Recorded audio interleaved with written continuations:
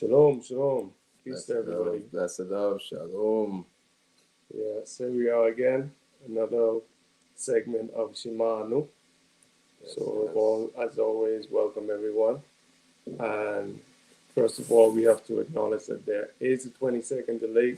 So, as you come into the chat, as you're sending your greetings or sending your answers to questions, please be aware that there is a 20-second delay. So, we're not ignoring you. We just probably haven't seen you yet.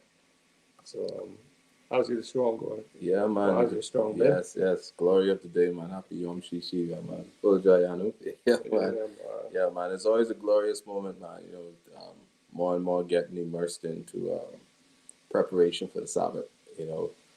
That that has been something that's been grounding me. It's like Ramadan that we're in now. Mm-hmm. Everything that you do in the month of Ramadan prepares you for the next 11 months of the year. And everything that I do between Friday and Saturday prepares me for the rest of the week. Man,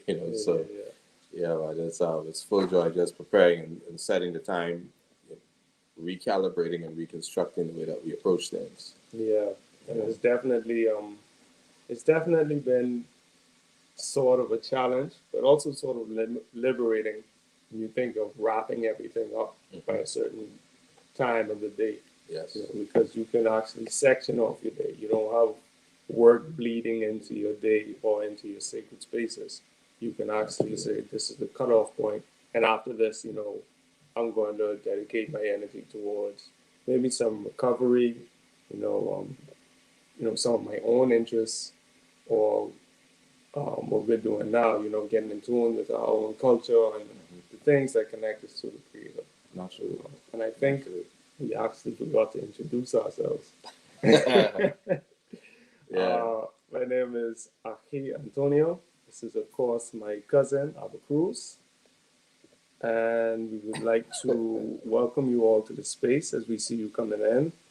So, Shalom, Achot Kashir. Give thanks for the sound check. Shalom, Ima Akuya. Peace to you, Naya. And today we're going to be continuing with peace, Achot Manira. And Ladina Williams. Peace to you all.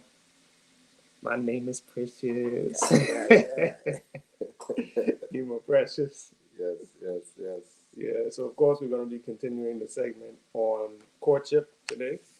And we're going to be piggybacking off of what the sisters had built on in terms of, preserving that fertility.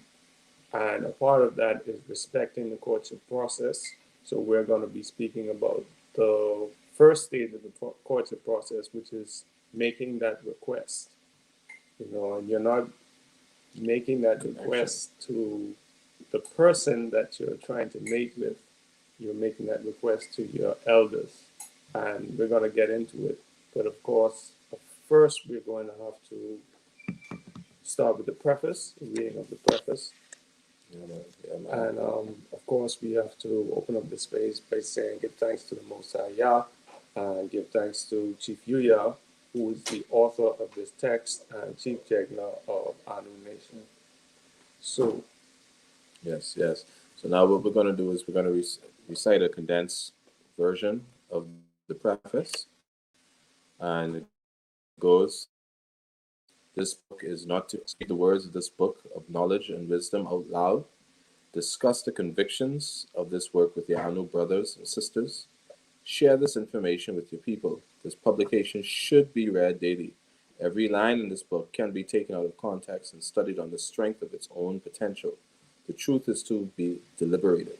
And that's by the great Chief Yuya Asan Anu, Chief Jagna of Anu Life Global Ministries. Glory.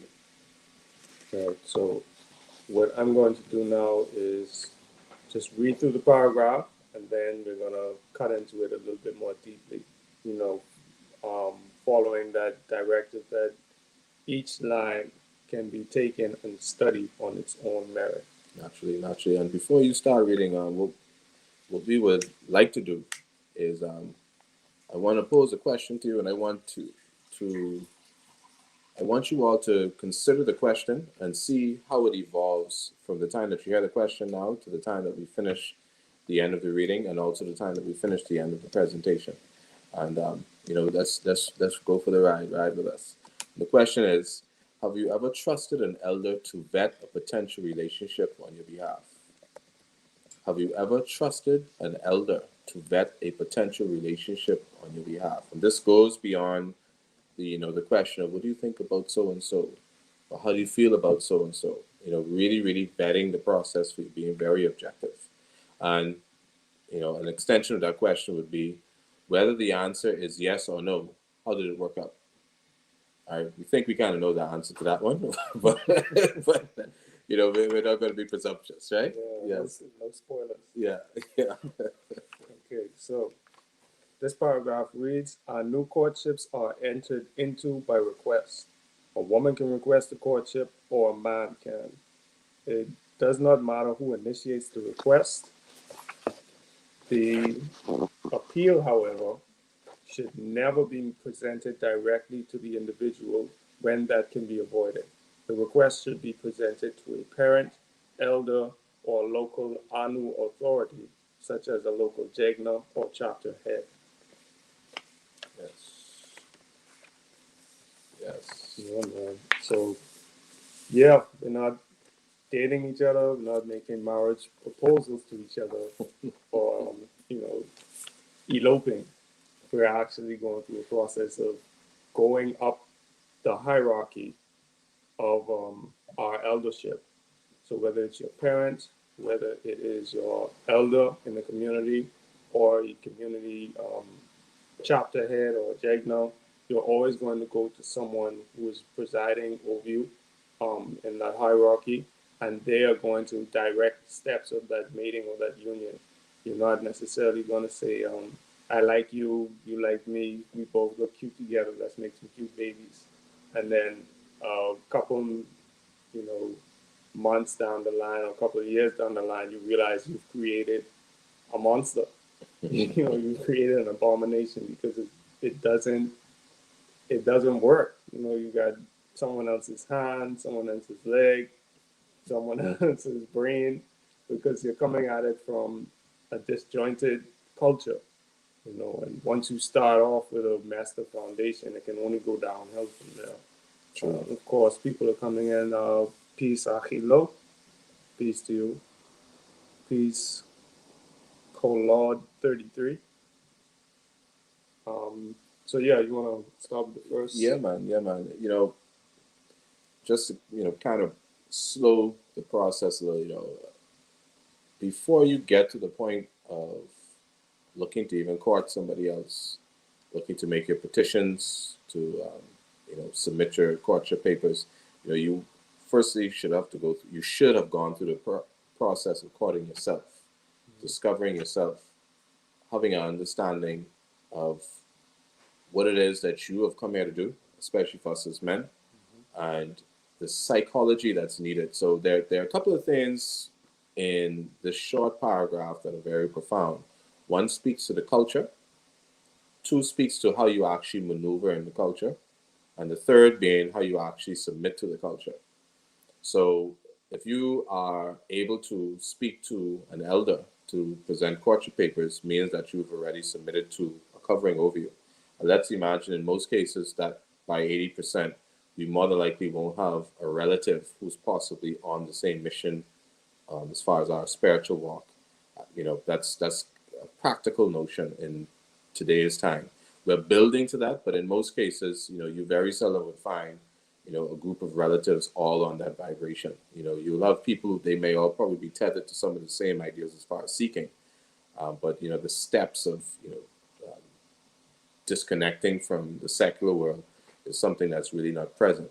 So when you look at entering into a courtship by request, in most cases, we just go by the whole, the young lady stance there. If she's maybe interested in a man, if they happen to maybe be familiar with each other, like work setting or something like that, she may drop little innuendos or make herself present for the man to possibly notice.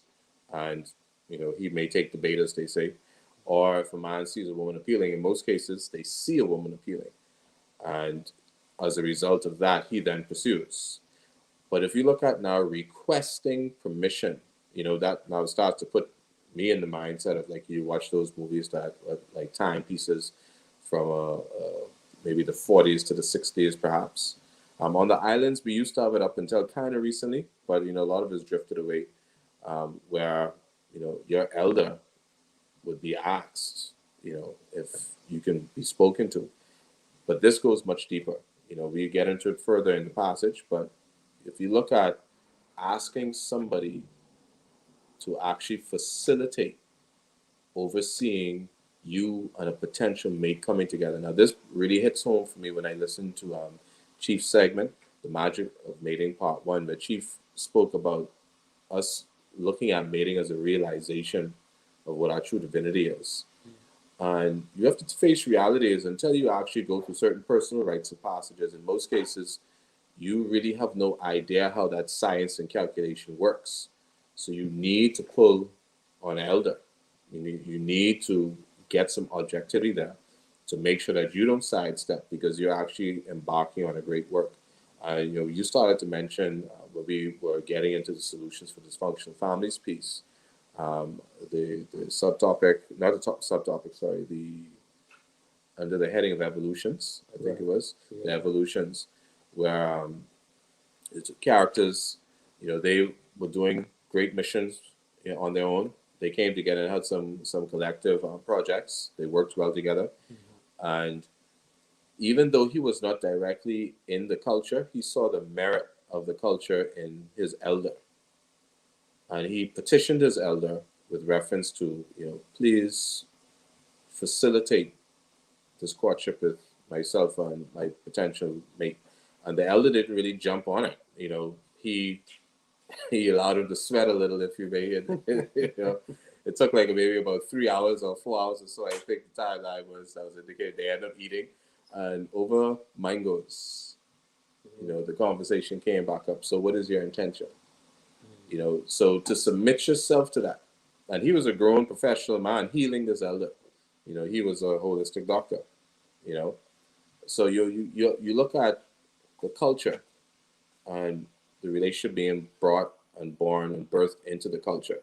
So now it's there. It's a structure, and I think for me that was one of the more profound areas of discussion, like really going in between the lines, and this goes far beyond the brother and the sister potentially being mated to each other, because not necessarily the courtship doesn't necessarily mean a result in marriage, but it really really spoke to the humility that one has to take to actually embark on that journey from just that requesting courtship.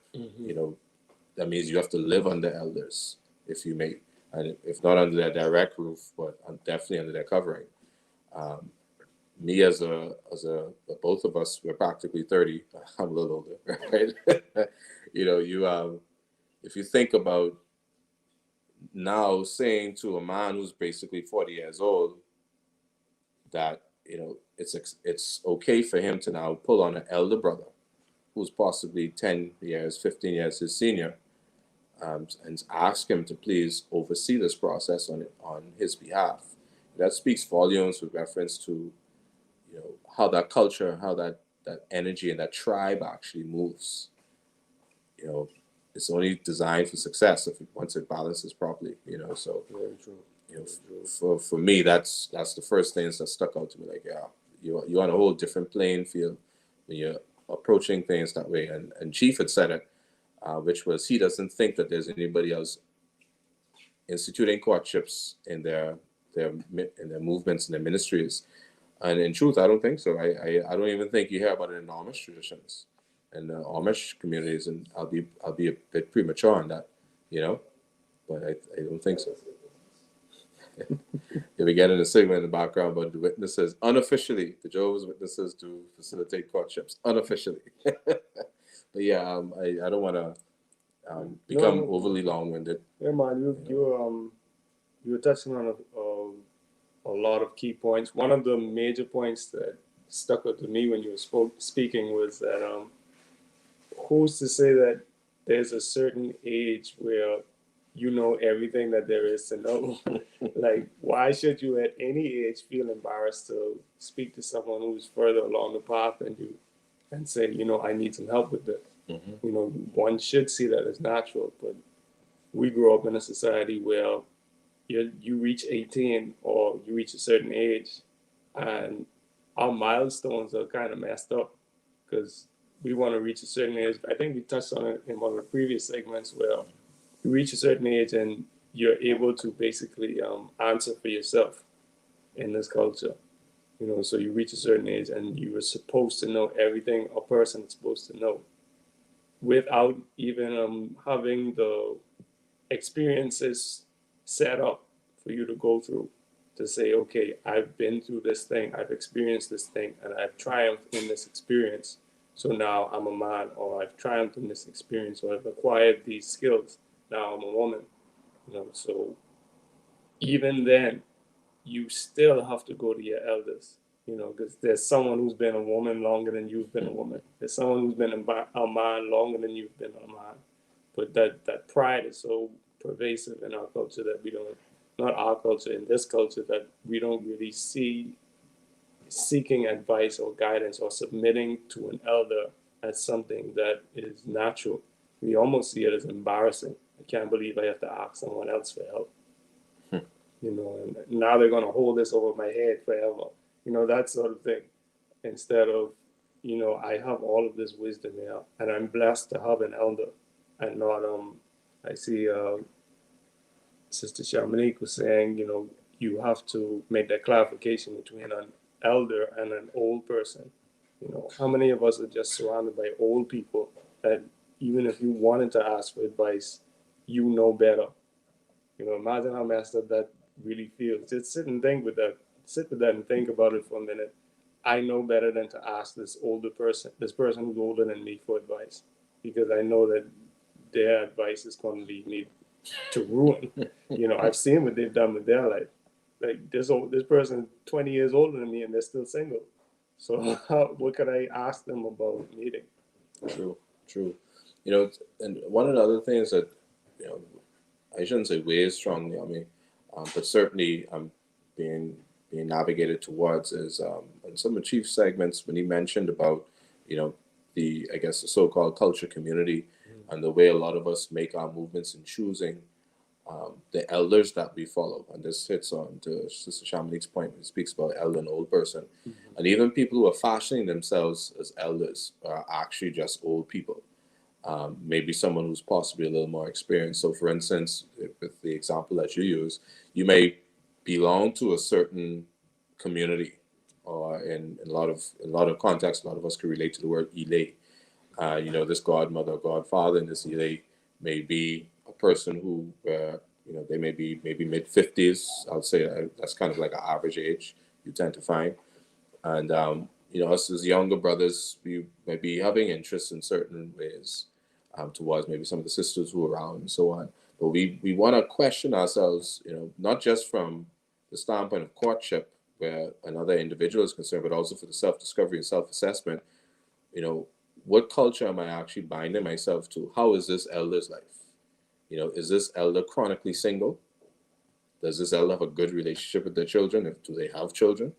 So all of the things I want to see for myself is this person really equipped with the tools of life and personal rites and passages that are successful, that actually empower them to give me true guidance and objectivity in this process. Can they really look at me and see what my cavities are to extract them? You know, how can they really lead me? Mm-hmm. Or does the role switch at some point where I hit a brick wall? You know, so again, it really, really boils down to the culture. It really boils down to the culture, which was yesterday's math. You know, we want to understand what it is that we're building with, and hence now we can feel comfortable if as sisters, you should be able to feel comfortable with actually petitioning brothers for potential courtship, because you know there's a grounding and a strong foundation for the culture and the community that you're actually in. You know, nobody really knows about your courtship besides you, your elder, and him and his elder. You know, so this when we move into the area of a woman can request courtship or a man can. I really be curious to the sister and Zua inside this chat now. What do you think about petitioning a man for courtship? Would you petition a brother for courtship? It's go to your elder like, hey, been looking at brother and so, and something we're often reminded of. Look at how the person operates in their ministries. Work along with them, and hence that's what happened in the solutions book with the two characters. That particular couple, they worked in ministries together. They did fundraisers, they did lectures. They were able to see each other, and over that process, he grew in feelings. And as we get further into the Anu way and our Anu calculation, we'll also learn that we've gone over already. Sorry, that the respect and discipline are the most important things at the onset. The love will develop afterwards. So the discipline that you see that individual moving, you see the powerhouse in your brother when he's disciplined in his journey, where he sits and he stops and he analyzes things and he's productive and he has everything in correct measure. You would see the beauty in the sister when you see the way that she is able to command respect with the integrity that she submits her work in and commits to it with. Right. So, again, sisters, that wasn't like a fly by the way question. I really like to hear your views. Will you submit courtships on the brother? Will you put the request in, Yeah. That respect piece is really key too, that you were speaking about, because that respect is going to outlast any amorous feelings, any butterflies in the stomach, anything like that. Like, no matter what you go through, as long as you respect that person, you can always move along with them or work with them. There's nothing worse than seeing two people say they love each other, but they're arguing all the time, pointing each other's flaws. I was like, y'all got a funny way of showing it. You know what I mean? And a couple of the sisters were commenting. Akot Shamanik says, I welcomed advice wholeheartedly, and I didn't make that clarification. Speaking about clarification between elders and old people. So it definitely backfired, to say the least. Yeah, that backfire came from, and you said you welcomed it, so you didn't really go out and actively seek it, but it was presented to you nonetheless. Shia says, in the past, my parents attempted to matchmake with their friends' children, but there was no standard or procedure. Just y'all look good together. I have never been in a community such as Anu where there was a purpose-filled vetting by a qualified elder. I look forward to that process as an Anu woman. Naya says she would put in a request. Let's keep it simple. Yeah. I'll put in a request. Yeah. I volunteer. Yeah. That's cool vibes, man. That's cool vibes. Yeah, and Sister Shawnee also says, I do not have a problem with that, Abba. So, all right. Cool. They're ready. Yeah. What about, what about the brothers in the room? Like, have you ever had a request put in on you? Not speaking courtship wise, but have you ever had a woman approach you and be like, I've been watching you for a while, and I want to get with you? And what kind of standards did they use to justify this approach? That's the question I'd like to ask the brothers. True. Yeah, personally, a lot of my requests had to do with an initial, like a good first impression. Like that was it. Like they might have met me usually it's through some sort of work. Like I've done a lot of work with a local theater. So they might see that I painted something like a backdrop or something like that, and they were impressed. Or I was able to deliver a line pretty well, and they were impressed. And that wears off pretty quickly. You give it, I usually say give it a week. When they say something like that, give it a week. And the feeling passes. You know what I mean? Those initial butterflies in the stomach, you can't base your entire future off of that. You're gonna like in the previous reading we did, that dating is what comes out of that. I like this person. I want to see how far I can take it, or how long I can sustain this good feeling. Mm, And willfully I can sustain it through a marriage.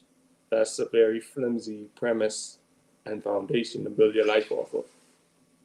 You know what I mean? So, true. and it doesn't matter who initiates the request, but the appeal should never be presented directly to the individual when that can be avoided. Mm.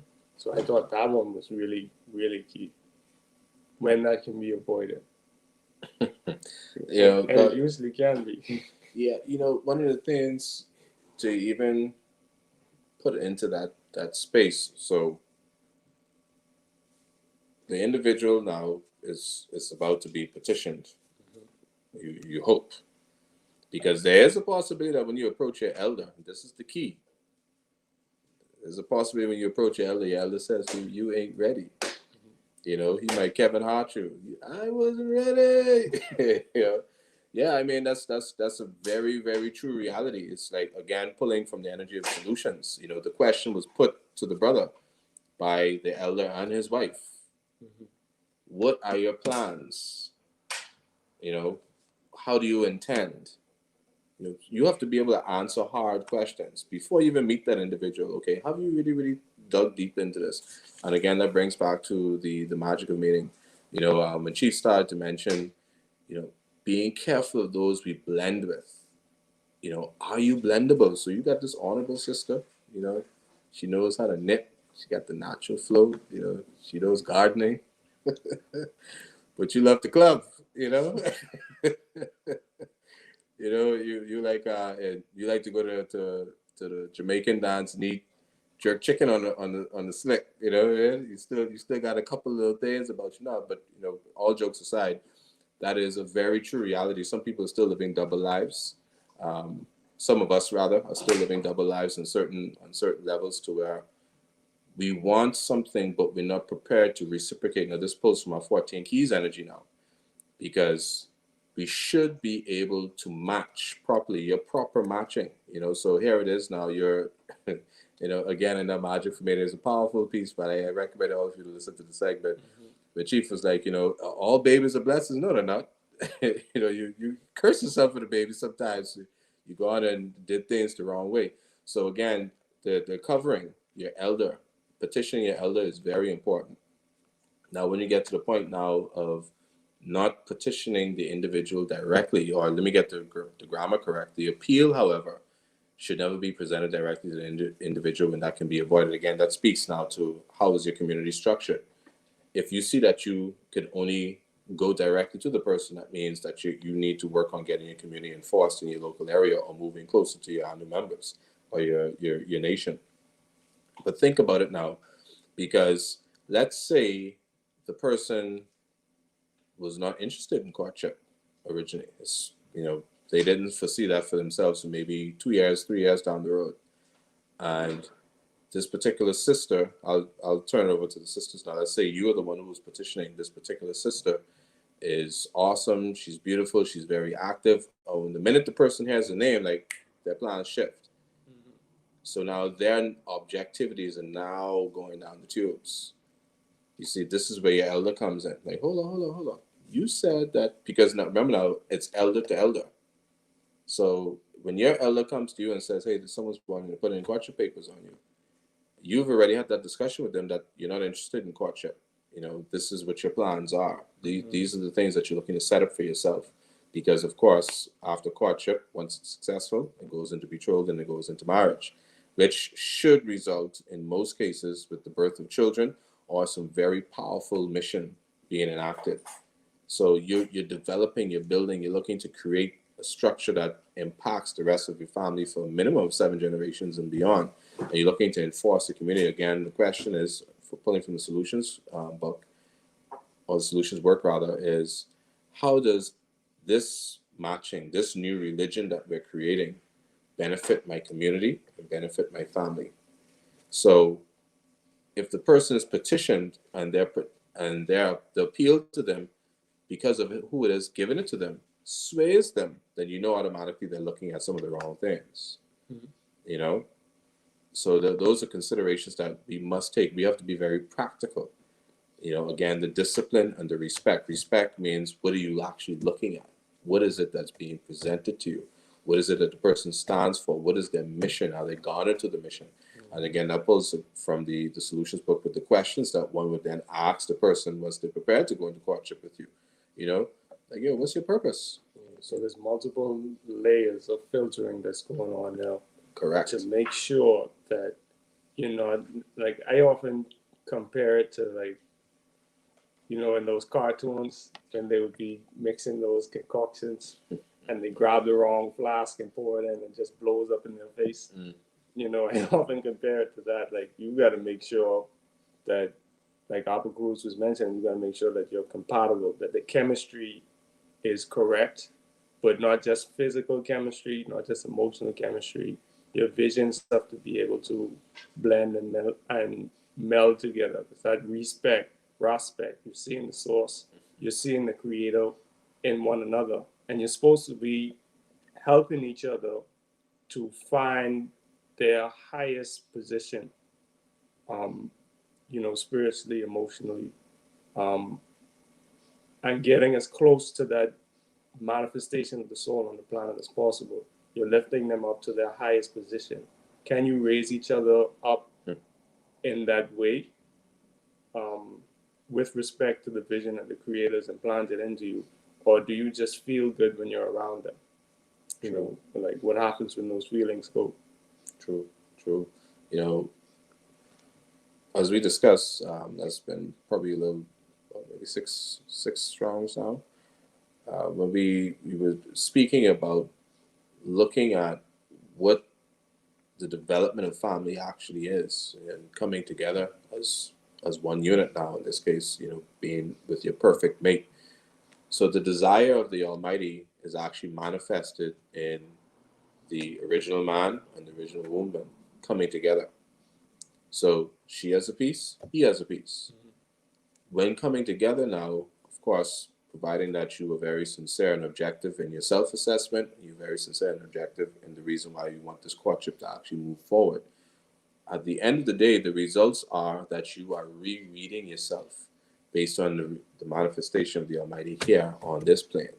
So in that rereading, just pulling from the energy that you mentioned just now, you are now seeing your true divine nature, your true counterpart and her true consort now moving in one unit or as one unit. And that process, you need to be very objective, very, very objective, because you don't want to bring curses to your family. You want every establishment that you as an individual puts in place in your community. In this case, now we keep it directly to the discussion of the creation of family.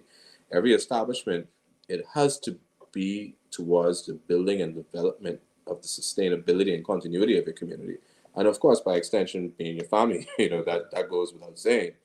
So something that Chief said that I thought was very profound. Sorry, was he said that people ask him a question, which is, what is his religion? And he said, in truth, his relationships and his family is his religion.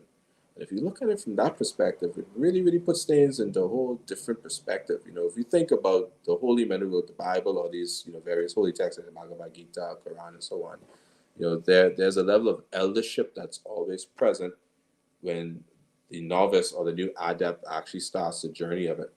So if we take religion that way, why can't we take the formation of this new religion, which is family, that way? Mm-hmm.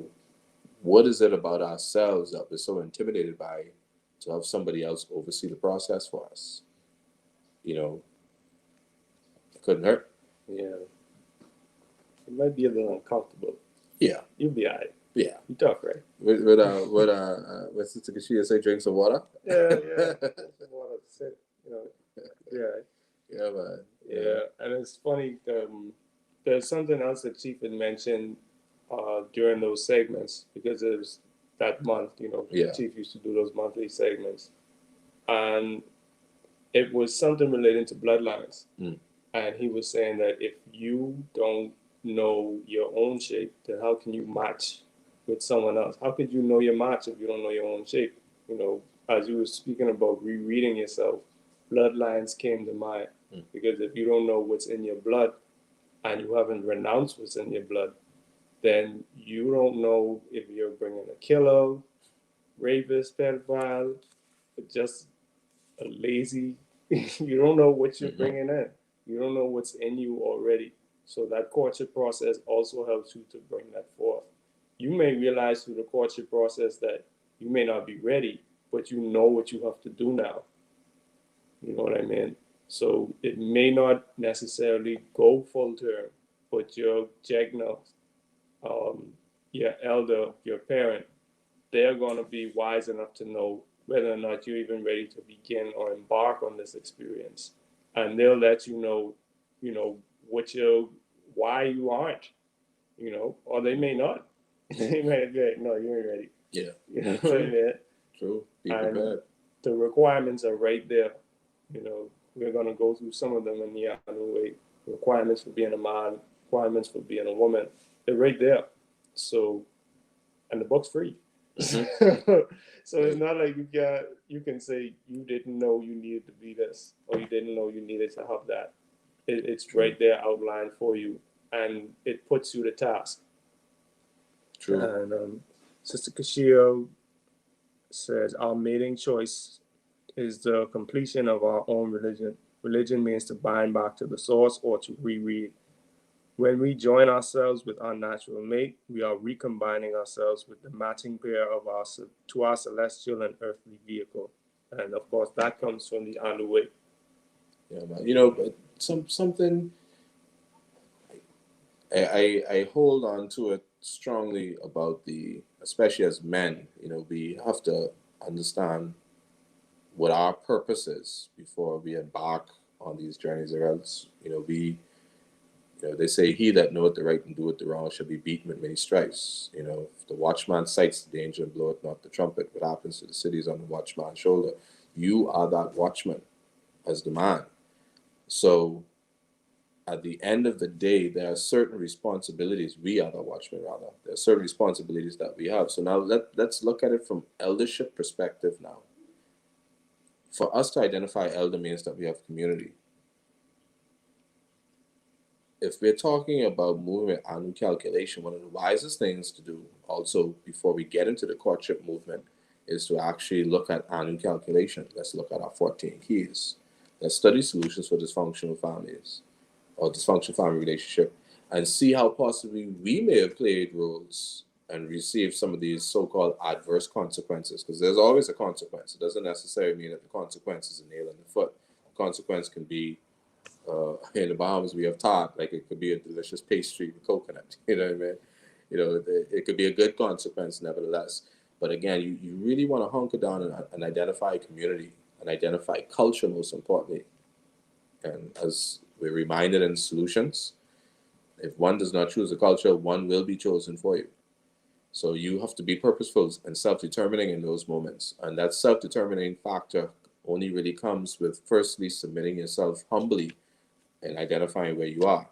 Elder, please guide this process, because the truth is, if someone's full with glory and righteousness, they're beautiful. They're it's very difficult at times to not possibly be blinded by some of those areas of beauty that maybe perhaps your objectively may be flawed. So as your elder then steps in, sorry, but and would actually also point out certain things to you that maybe you're losing beat with. Okay, did you get the answers to these questions? Are you satisfied? When it comes to what your 5-year and 10-year plans are, does this person have those plans for you? If you're talking about having children, what is the plan for those things? And if questions like that cannot be answered, your elder is directly responsible. And this is what Kashia was talking about earlier about, with the guidance of the covering. That's me. So, to actually speak to those things, like, you need to look at these factors. Your elder and you would have been going in these back and forth dialogues about what your future should look like. Because sometimes covering may not be for you at that season. You may have you might be a pineapple. You got a couple of years before you mature and are ready to partake in. You're just sitting there pretty on the tree grooming. So it's a couple of things to consider there with the identification of eldership, culture, student, community before covering even or courtship rather even happens. I have that in my heavens strongly, man, and all of us have to actually ask ourselves those questions. But of course, we need to identify an elder. Yeah, man, for sure. And of course, that would be the last sentence in our paragraph.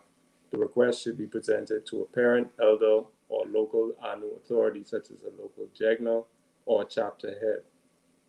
So, yeah, if you can't identify your elder, then you have to step back and say, okay, what's my community? Mm-hmm. And your community is made up of people who practice the same culture as you do. So, what's your culture? Yep. You know? Yep. Yep. It's your way of life. So, Mhm. you we have to. There was something that was presented to me as a philosophy by Chief to all of us. It was on one of our Sabbath calls, and it was put so plainly, and it was like, wow, so it's such an epiphany that I never thought about it this way. We've come up in dysfunctional families in most cases, dysfunctional communities in most cases, dysfunctional states, dysfunctional times. To think that we actually came out of it unscathed, I don't care how brilliant we think we are, is a disconnection from reality. So we have to actually be some. We have to pull back on the throttle on that part. Allow the waves to kind of anchor us down. Okay, hold up, that.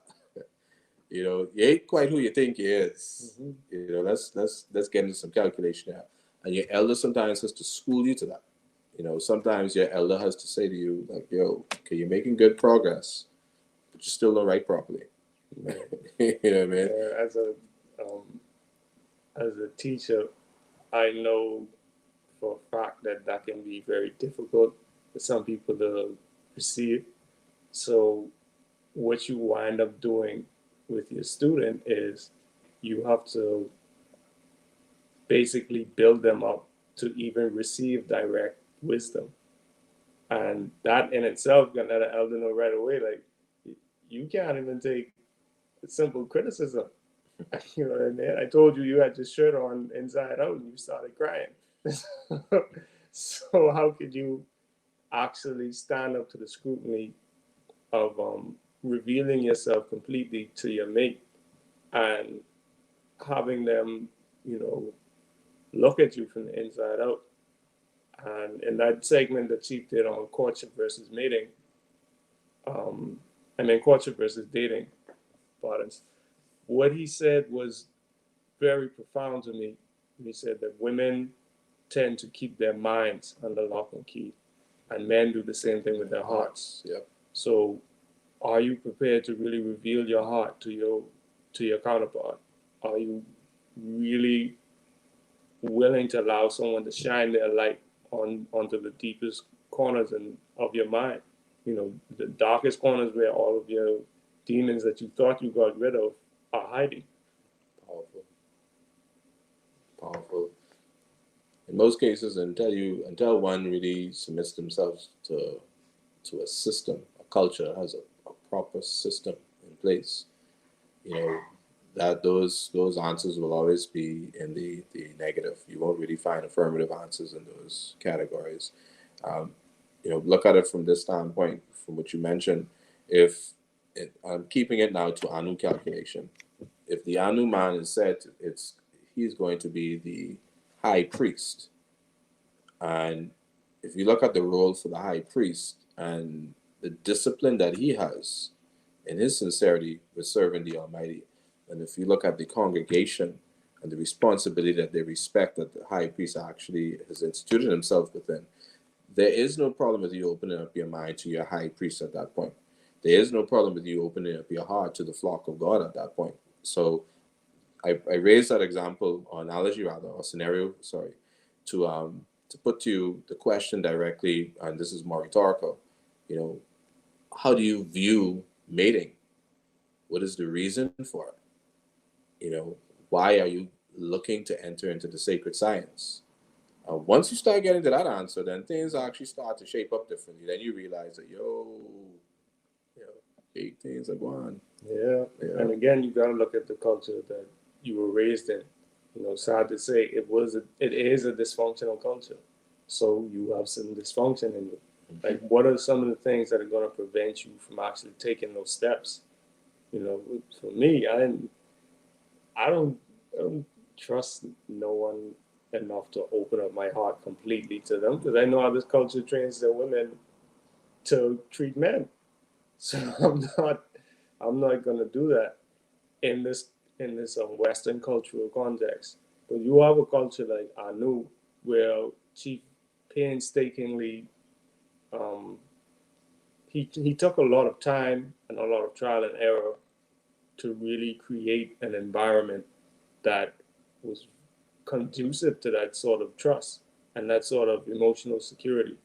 You know, you don't have too many communities where you don't have to worry about someone throwing something in your face that you said 6 years ago. But I remember you said, you don't have someone getting flying off the handle or getting in an emotional rampage because they didn't get what they wanted. You know, you have emotionally mature adults.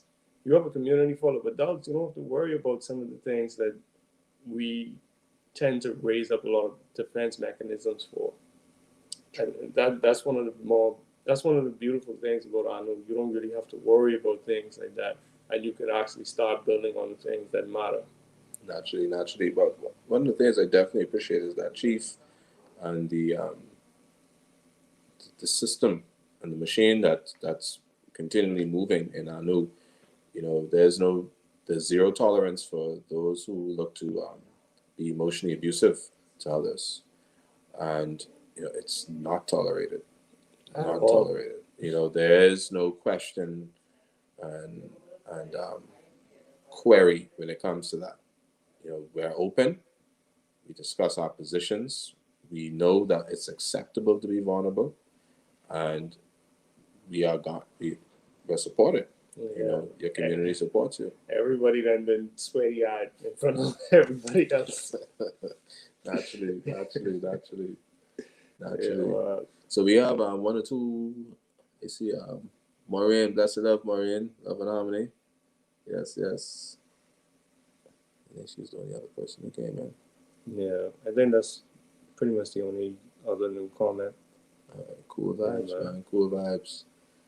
All right, man. Well, Sabbath is slowly ticking, and for those of us who are on Ramadan, um, this is our second Sabbath in the process. We wish everybody an awesome evening.